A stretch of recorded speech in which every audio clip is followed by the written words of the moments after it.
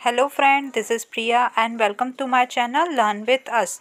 तो अभी तक मैंने जितने भी आपके साथ टॉपिक डिस्कस किए वो हमारे सिलेबस के अकॉर्डिंग है। आज हम डिस्कस करने वाले हैं the broken wings by Sarojini Naidu. तो इस पोइट्री को आज हम डिटेल में डिस्कस करने वाले हैं। पहले हम सरोजनी नायडू जी का एक छोटा सा इंट्रो आपके साथ डिस्कस करेंगे, देन पोएम के बारे में कुछ की पॉइंट्स, देन उसकी पोइट्री को बहुत ही अच्छे से समझेंगे और एट लास्ट हम उसके कुछ प्रैक्टिस क्वेश्चन को सॉल्व करेंगे जो आपकी प्रिपरेशन में बहुत ही हेल्पफुल होंगे। तो आइए स्टार्ट करते हैं आज के इस वीडियो को। इस पोएम की जो राइटर है हमारी सरोजनी नायडू, उनका बर्थ जो है हुआ था 13 फरवरी 1879 को। 13 फरवरी 1879 को हैदराबाद इंडिया में हुआ था। ओके। और इनकी एजुकेशन के बारे में हम बात करें तो after completing her matriculation she moved to London in 1895 for higher study King's College Cambridge से। तो इन्होंने अपनी हायर स्टडी लंदन के किंग्स कॉलेज कैम्ब्रिज से की थी। She was a freedom fighter as well as poet. Due to her poetic qualities, she was known as Nightingale of India. तो ये एक फ्रीडम फाइटर भी थी और एक पोइट्रिस भी थी। उस टाइम की इनकी पोइट्री में जो है उस टाइम जब ब्रिटिश ने हमारे इंडिया पे रूल किया था उसकी झलक आपको देखने को मिलती है। और उन्हें नाइटिंगेल ऑफ इंडिया ये नेम किसने दिया था? ये नेम दिया गया था महात्मा गांधी जी के द्वारा। Nightingale of India Sarojini Naidu, president of Indian National Congress, और ये हमारे इंडियन नेशनल कांग्रेस की प्रेसिडेंट भी रही थी। नेक्स्ट बात करते हैं। In 1947 she becomes first Indian women governor of united provinces now known as UP. तो जब इंडिया हमारा जो क्या हुआ था, आज़ाद हुआ था, वहाँ पर इंडिपेंडेंस हुआ था, तो 1947 में इन्हें गवर्नर बनाया गया था प्रेजेंट यूपी का। Okay. 1925 she recited her poem awake in the meeting of Indian National Congress. Indian National Congress की मीटिंग जब हुई थी 1925 में, तो इन्होंने अपनी पोएम अवेक को वहाँ पे रिसाइट किया था सबके सामने। ओके। तो ये था एक बेसिकली छोटा सा इंट्रोडक्शन सरोजनी नायडू जी के बारे में। आइए अब हम पोएम के बारे में डिस्कस करते हैं। ये जो पोएम है हमारी broken wings by Sarojini Naidu, ये पब्लिश हुई थी 1917 में और इसे राइट किया गया था 1915 टू 16 के बीच में। ओके। और ये डेडिकेटेड है dream of today and hope of tomorrow. Okay. इसकी डेडिकेशन मतलब ये डेडिकेट जो की है सरोजनी नायडू में मैम ने, तो ये आपको टैगलाइन याद रखनी है, dream of today and hope of tomorrow. Okay. और द ब्रोकन विंग्स जो है इस पोएम का जो फुल फॉर्म जो है, ये फुल लाइन जो है, the broken wings love death and destiny. Okay. Love death and destiny. Okay. Why should a song bird like you have a broken wing. ये बात किसने कही? ये कही है जी के गोखले, मतलब गोपाल कृष्ण गोखले जी ने ये बात कही है। तो ये भी आपको लाइन याद रखनी है। Why should a song bird like you have a broken wing, मतलब तुम जैसी एक गाने वाली चिड़िया के पंख जो हैं ब्रोक क्यों हैं, मतलब टूटे हुए क्यों हैं।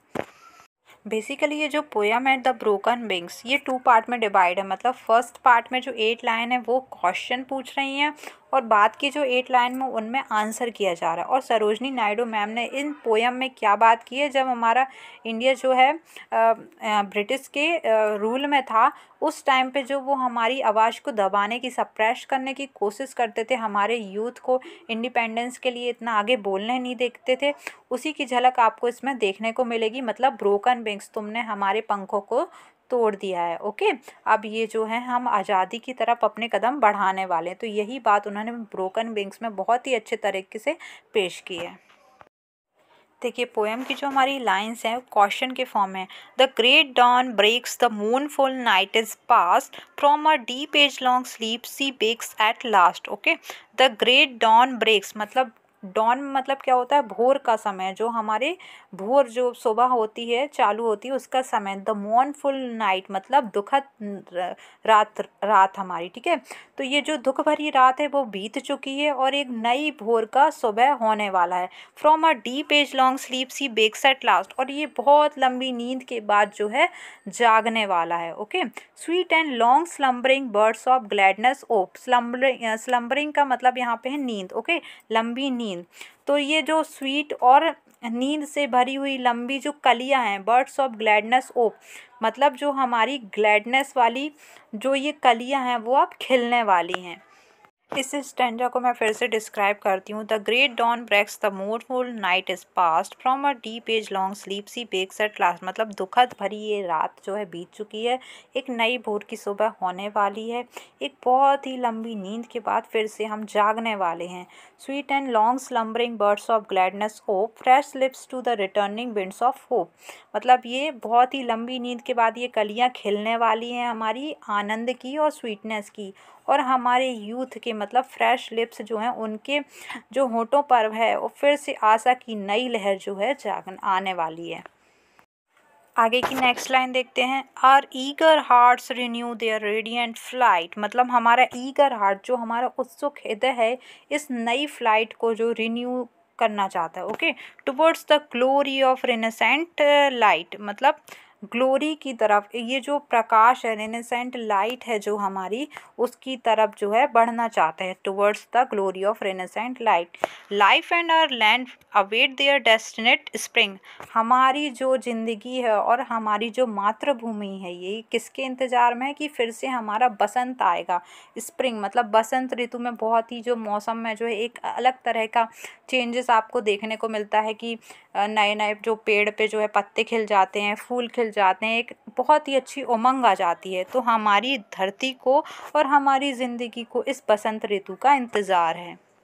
इस पोएम की लाइंस को आपको कनेक्ट करना है कि हमारे देश के लोगों को जब आज़ादी का इंतज़ार था तो उन्हें कैसा फील होता होगा। ओके, सॉन्ग वर्ड बाय दोस्त दाउ बेयर अ ब्रोकन विंग्स। तो ये जो तुम गाने वाले पक्षी हो, तुम क्यों इन अपने टूटे हुए पंखों का जो है भार जो सह रहे हो, मतलब क्यों ऐसे घुट घुट के जी रहे हो किसी की गुलामी में। ओके, फिर से इसे डिस्कस करते हैं। Our eager hearts renew their radiant flight towards the glory of innocent light life and our lands await their destined spring songbird why those thou bear a broken wings। मतलब मेरा जो ये दिल है ये फिर से एक रेडियंट फ्लाइट को महसूस करना चाहते हैं, और हम इस प्रकाश के साथ जो पुनर्जागृत रिनेसेंट मतलब पुनर्जागरण का जो प्रकाश है हमारे अंदर उसकी तरफ हमने कदम बढ़ा दिए हैं, और हमारी ज़िंदगी और हमारी मातृभूमि इस बसंत ऋतु के इंतज़ार में है कि कब हमें आज़ादी मिलेगी। ओके, और तुम क्यों ये गाने वाले पक्षी क्यों इन अपने टूटे हुए पंखों का भार जो है सह रहे हो। आगे की लाइंस में जो है पोइट्रीज को क्या है आंसर मिल रहा है अपनी सारी बातों का। Shall spring that wakes mine ancient land again. क्या ये बसंत ऋतु जो है फिर से मेरी इस प्राचीन जो धरती पर है फिर से कब वापस आएगी। ठीक है, call to my wild and suffering heart in vain. जो मेरा ये वाइल्ड और सफरिंग हार्ट है मेरा मतलब बहुत ही सफरिंग मतलब दुख सहने वाला जो ये दिल है, क्या वो उसे फिर से बुलाएंगी। और fate's blind arrow still the pulsing note. Fate blind का मतलब है यहाँ पे अंधा भाग्य के जो मेरे तीर हैं क्या वो फिर से स्पंदन मतलब पल्सिंग करेंगे यहाँ पर। Of my far reaching frail unconquered throat. Far reaching मतलब बहुत ही दूर जाने वाली, फ्रेल मतलब कमज़ोर, और अनकॉन्कर्ड मतलब जिसे जीता नहीं जा सकता। Okay, of my far reaching flat unconquered throat. तो क्या इसे दूरगामी जो कमज़ोर है क्या उसे जीत सकते हैं हम। देखिए फिर से देखते हैं। Shall spring that wakes mine ancient land again. क्या ये बसंत ऋतु फिर से मेरे इस प्राचीन धरती पर वापस आएगी। Call to my wild and suffering heart in vain. और क्या वो ये से फिर से बुलाएगी मेरे दुख भरा जो हार्ट है उसको फिर से बुलाएगी। और fate's blind arrow still the pulsing note. क्या मेरे ये अंधे भाग्य के जो तीर हैं क्या वो फिर से स्टिल द पल्सिंग नोट क्या वो फिर से धक धक जो स्पंदन कर पाएंगे यहाँ पर। Of my far reaching frail unconquered throat. और क्या ये दूर तक जो दूरगामी मेरा कमज़ोर अनकॉन्कर्ड जो चीज़ है थ्रॉट है मतलब गला जो मेरा है क्या उसे मैं फिर से जीत पाऊँगा। तो इस स्टैंजा में जो है पोइटिस ने कुछ इस तरह से इस आंसर को यहाँ पर पूछा है। ओके, आगे की लाइन में देखते हैं। और अ वीक ब्लीडिंग पीनियन डोंट और टायर। जो वीक मतलब जो मेरे खून से भरे मेरे ये जो पंख हैं, क्या मैं इसे बस में कर पाऊँगा। ओके, डोंट का मतलब, डोनट का मतलब है यहाँ पे बस में करना। My flight to the high realism of my desire, realism मतलब एक क्षेत्र, एक दायरा, ठीक है। तो मेरी जो उड़ान का ये जो लंबी ऊंची उड़ान है मेरी, इसका क्या जो एक दायरा है मेरी इच्छाओं का, क्या मैं उससे भी ऊंचा जा पाऊंगी। Behold I rise to meet the destinate spring, और क्या मैं उस मेरे जो बसंत ऋतु है मेरी, मतलब मेरी जो आज़ादी है, क्या मैं उस अपनी इच्छा भरी आज़ादी के पास तक पहुंच पाऊंगी। And scale the stars upon my broken wings, और ये जो दूर तक तारे जो दिखाई दे रहे हैं, क्या अपने टूटे पंखों से इन्हें मैं नाप पाऊंगी। ओके, तो इस ये जो ब्रोकन विंग्स मतलब जो पक्षी के टूटे हुए पंख हैं, इसके माध्यम से मतलब इसके मीडियम से जो पोइट्रीज हमें जो है आज़ादी के लिए अपनी भावनाओं को बता रही हैं। ओके, तो एक बार फिर से इस स्टैंजा को डिस्कस करते हैं। और a weak pleading pinion doomed to और टायर, मेरे जो खून से जो ये पंख जो हैं, क्या मैं इन्हें बस में कर पाऊंगी। My flight to the high realism of my desire, और क्या मैं अपनी अपनी इच्छाओं से भी ऊंचा जो मेरा दायरा है वहाँ तक उड़ पाऊंगी। Behold I rise to meet the destinate spring and scale the stars upon my broken wings, क्या ये जो बसंत ऋतु है, एक मैं फिर से उदय उदय होते हुए उससे मिल पाऊंगी, और क्या मैं इन तारों को अपने टूटे हुए पंख से नाप सकती हूँ।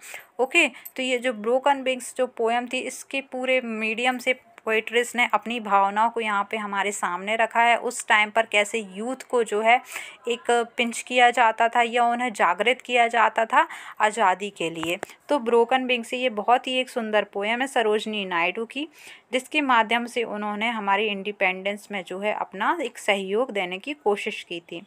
यदि मैं बात इस पोएम की करूँ तो ये एक लिरिकल पोएम है जिसे गाया भी जा सकता है। और इसकी राइमिंग स्कीम की हम बात करते हैं तो इसमें राइमिंग स्कीम यूज़ हुई है AABBCCDD। ओके, लास्ट की लाइन के जो वर्ड्स हैं उनसे आप राइमिंग स्कीम को मैच कर सकते हैं। आइए बात करते हैं इसके कुछ प्रैक्टिस क्वेश्चन की। फर्स्ट क्वेश्चन है हमारा, what is the complete name of the poem the broken wings. The broken wings का कंप्लीट नेम क्या है।